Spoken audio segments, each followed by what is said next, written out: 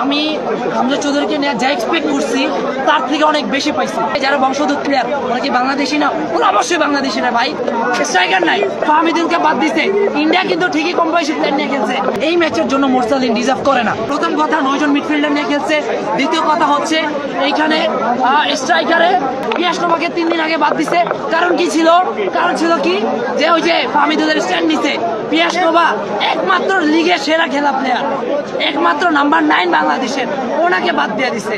এরপর এখানে এত চান্স ক্রিয়েট হয়েছে, মানে আমাদেরকে গোল হয় না। এটা ভাগ্য ভাই, ফুটবল ভাগ্যের সাথে রিলেটেড। রেফারি ইন্ডিয়ার কি করছে? আমাদেরকে কাট দিছে, ওদেরকে কাট দেন। তো ভাই মাহবুবের সিন্ডিকেট ভাঙতে হইব।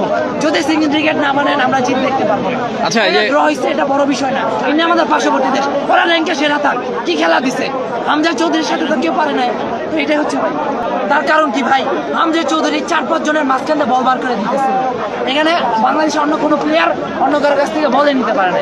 তো জিনিসটা হচ্ছে ভাই আমাদের বয়স্ক প্লেয়ার যারা আছে, এই যে কোঠা প্লেয়ার, ঠিক আছে, এই যে যেমন Topu Barman over rated player, Sohel Rana over rated player. ভাই আমাদের ওভার রেটেড প্লেয়ার থেকে ভারত হইব। যারা কম বয়সী ট্যালেন্টেড প্লেয়ার আছে তাদেরকে সুযোগ দিতে হবে। এই যে রিপ্রেজেন্ট করবো বাংলাদেশে। যদি ফ্রান্সের কথা বলেন, জিদান কিন্তু ফ্রান্সের না।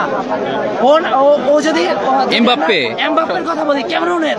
তো ভাই কথা হচ্ছে ভাই দেশের প্লেয়ারদেরকে স্বীকৃতি দেওয়া শেখেন বাফুফের ভিতরে ওরাই জানে।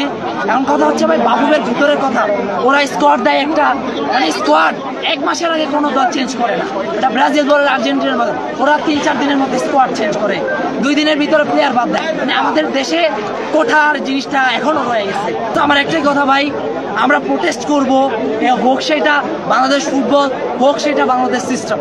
1 বছর যাবৎ ইনজুরিতে ছিল, ওর ক্লাব বসুন্ধরা ওকে বসায় রাখছে। তো এইখানে ও ডিজার্ভিং না, ওর জায়গায় অন্য কোনো প্লেয়ার ডিজার্ভ করে।